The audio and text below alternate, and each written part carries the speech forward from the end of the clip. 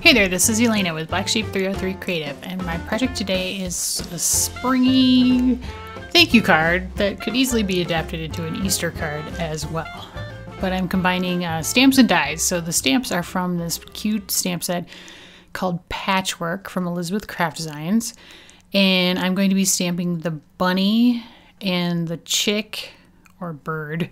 And then there's like a little square patch that I'm going to use as like, I don't know, a box on the bunny's head for the chick to stand on. And I'm stamping this in Memento Tuxedo black ink onto some Noirs Solar White cardstock because I'm going to be coloring these guys with my Spectrum Noir markers. So to start off with, I've got my IG4, which is sort of a medium cool gray to add shading to the bunny.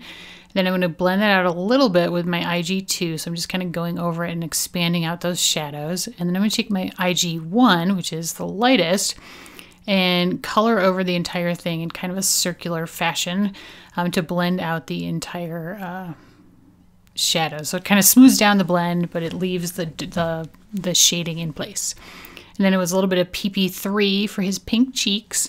And then this is some TB3 for the stripes on the collar of, I guess it's a coat. And then I'm adding CT1 for the color on the coat. And then I'm using that initially on the stripes, but I will later change that here now to PP3. And I'm only going to show you mostly the coloring that involved some shading. And there's some CT4 on the coat for some shading.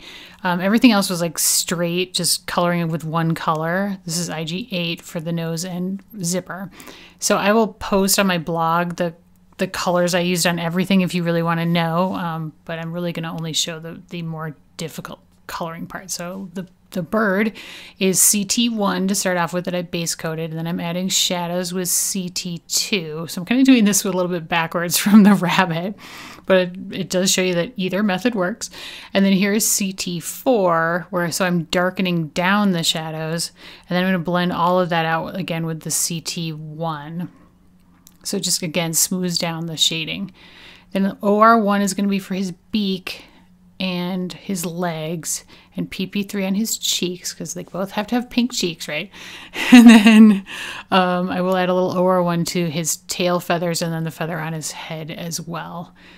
And then just kind of fill in everything that was remaining with additional colors. And I will die cut those out with the matching dies. Now for my floral elements, I've got the trio of leaves that I've die cut out of 3 colors of paper, and then 2 of the large flower set and 3 of the small flower set. These are all from Elizabeth Craft Designs. I used 85-pound white soft finish cardstock on all the flowers, and so I'm going to color them with my distress inks. So this is mustard seed and like a dauber that I'm using to color the center of this large flower.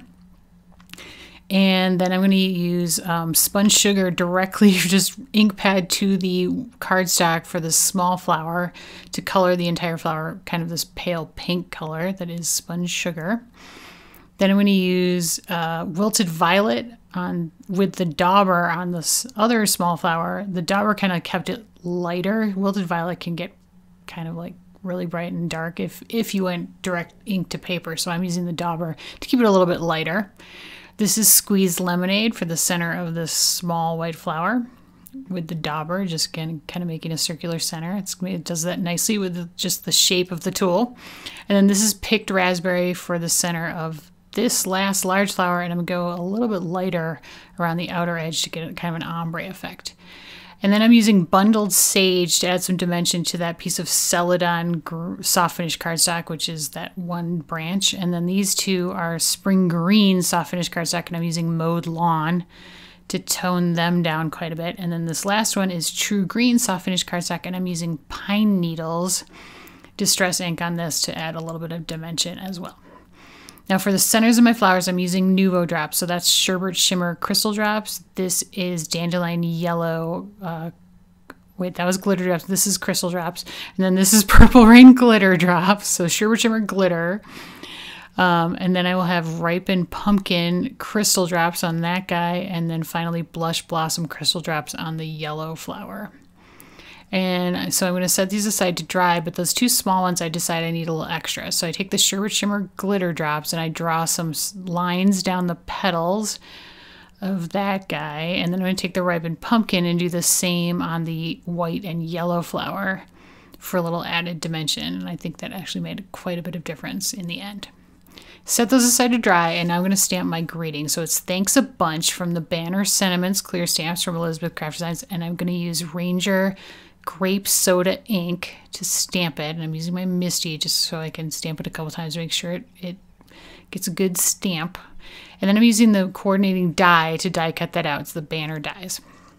So here are all my components. I've got an A2 size top folding white card base, and then I have a piece of gray polka dot paper from the Thinking About Polinesia Modus Scrap paper pack cut to A2, so 4 1/4 by 5 1/2. And then this is a piece of perfect pink soft finish cardstock that I've die cut out using the third smallest die in the stitched ovals die set. And then you can see I've die cut out my stamped images. There are my dried flowers, and then I've cut apart the branches from the trio of leaves to create multiple pieces for my little floral arrangement that I'm going to have. And then that Thanks a Bunch banner, that's how it die cuts out, and then it die cuts the fold lines, so I just folded it to get the shape exactly correct. It's super easy to use.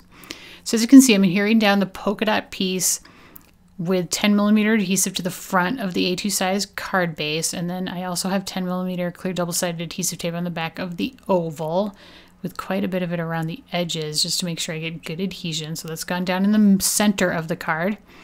And now I knew I wanted my rabbit about like so. So I am going to now start adhering down my flowers and branches. And I'm using Zig 2A glue pen to adhere all of my branches and flowers down. And I only put adhesive in the centers of my floral pieces so that it kind of on their own they get some extra dimension, like the flowers will kind of stick up on the sides and the leaves as well.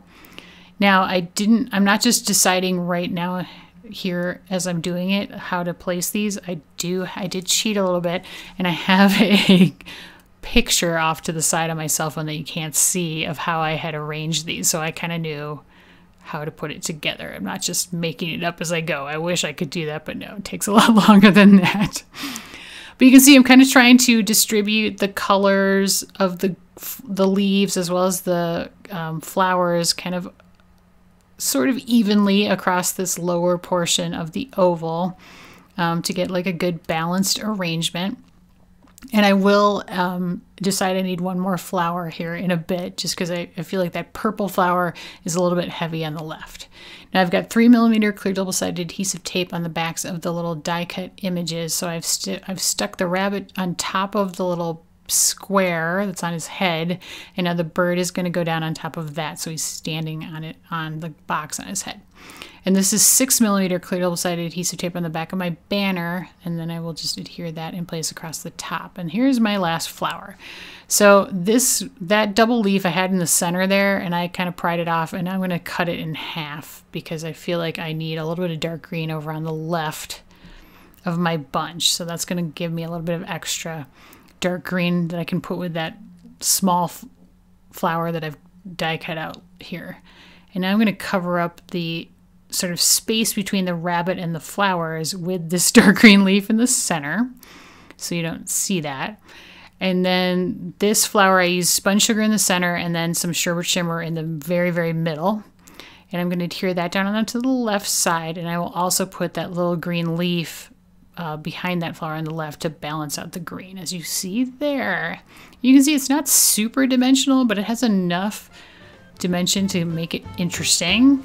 And I think combined with the bunny and the chick, it's pretty cute. And it could also obviously easily be adapted into an Easter card as well.